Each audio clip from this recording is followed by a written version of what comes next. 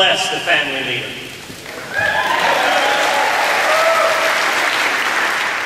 God bless Bob Vanderplatz. What a tremendous voice for life, for marriage, for returning to our founding principles. And God bless each and every one of you for being here today and for your passion. Now, y'all had the opportunity earlier this afternoon to get to know my father.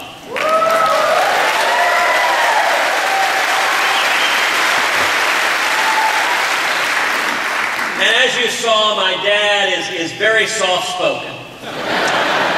Understated, really.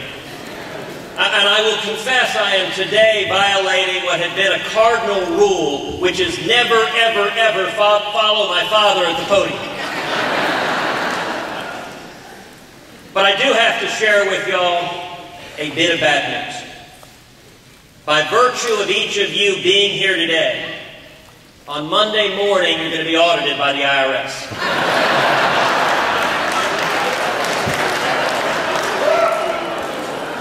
So I thank you for the courage of your convictions. You know, back when I was running for U.S. Senate, it was one Saturday morning, about 6:30 in the morning, I was doing a radio interview on the phone. And our daughter, Caroline, who's now 5, Caroline came running into the bedroom, wanting to play with Daddy. My wife, Heidi, jumped out of bed. She pulled Caroline out in the living room. She said, "No, no, sweetheart, Daddy is doing a radio interview." Caroline crossed her arms. She stomped out. And she said, "Politics, politics, politics. It's always politics."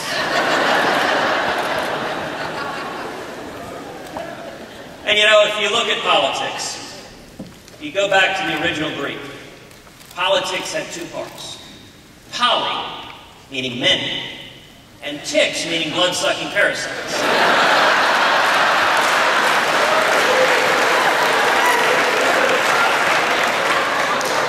And that fairly accurately describes the state of affairs in Washington today. You know, what I want to talk to you all about this afternoon is a transformation that is happening, a transformation that is happening on the political front nationally. And that is the rise of the grassroots.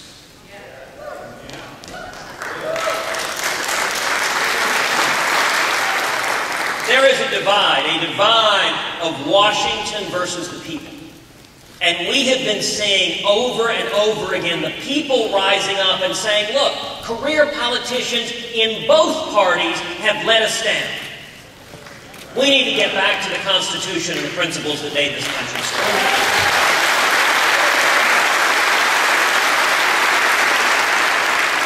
I want to talk to you about this phenomenon, the rise of the grassroots, in 3 different time periods: the past, the present, and the future. The past, I want to tell you a little bit about our campaign for U.S. Senate in Texas. Now, when I started at the beginning of 2011, I was at 2% in the polls. The margin of error was 3%. I was pretty excited about that until Heidi pointed out to me that technically I could have been at negative 1%. We went through a $50 million primary, most expensive primary in the country. We're outspent 3-1. Had $35 million in nasty attack ads run against us. Midway through, Heidi's watching the TV, watching all those ads. She turns to me and says, "Goodness gracious, I didn't realize what a rotten guy you were." And we saw something incredible happen in Texas. Despite being outspent 3-1, we saw thousands upon thousands of people all across Texas and conservatives all over the country come together, begin knocking on doors, begin making phone calls, begin sending emails, begin getting on Facebook, getting on Twitter. And despite a mountain of money on the other side, we went from 2% in the polls to not just winning, but winning the primary by 14 points and winning the general by 16 points.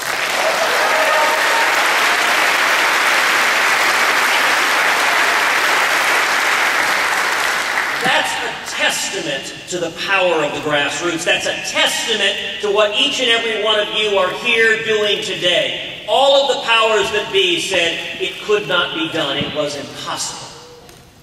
And the people rose up and said, you know what? We're tired of politicians and the media telling us what can't be done. We got to turn things around. Now let's talk about the present. We're having fight after fight to defend our liberty, to defend the Constitution right now. And over again, we're seeing the grassroots as keys to victory. You know, one of the first things I had the privilege of doing in the U.S. Senate is standing side by side my friend Senator Rand Paul in his 13-hour filibuster against drones.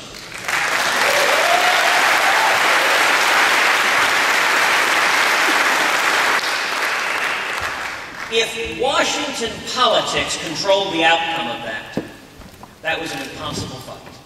Most of our colleagues in the Senate thought what he was doing was curious, was quixotic, and yet what happened is the American people engaged during those 13 hours. They became fixated by C-SPAN. A phrase that does not occur naturally in the English language. With all apologies to our friends from C-SPAN. And the American people spoke up, began tweeting, getting on Facebook. And as a result of the American people's involvement, President Obama was forced to do what he had refused to do for 3 straight weeks, which is admit in writing the Constitution limits his authority to target U.S. citizens.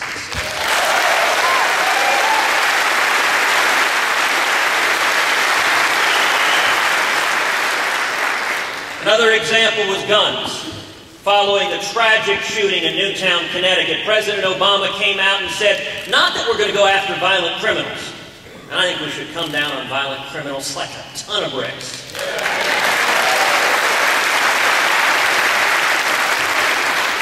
But instead, President Obama used it as an excuse to try to go after the Second Amendment rights of law-abiding citizens.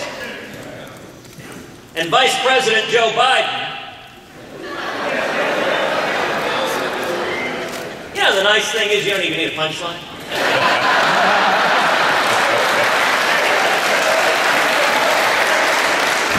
You just say his name and people laugh. But Vice President Joe Biden had some helpful advice. He said, if your house is ever attacked, just go outside the front door with a double-barreled shotgun and fire both barrels in the air. Which is very, very good advice. If it so happens you're being attacked by a flock of geese. You know, if that dispute were decided on Washington rules, the momentum behind the President's anti-Second Amendment proposals was unstoppable. And what happened again is the American people got engaged. The American people got involved. You know, I was proud to team up with Chuck Grassley, the elder statesman from Iowa.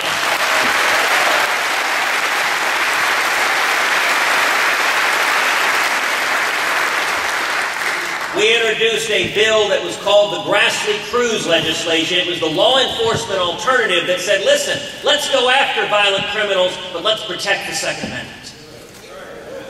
And what happened again was the American people rose up in overwhelming numbers and let their voices be heard to our elected officials. And when the vote came on the floor of the Senate, every single proposal of the President's that would have undermined the Second Amendment was voted down.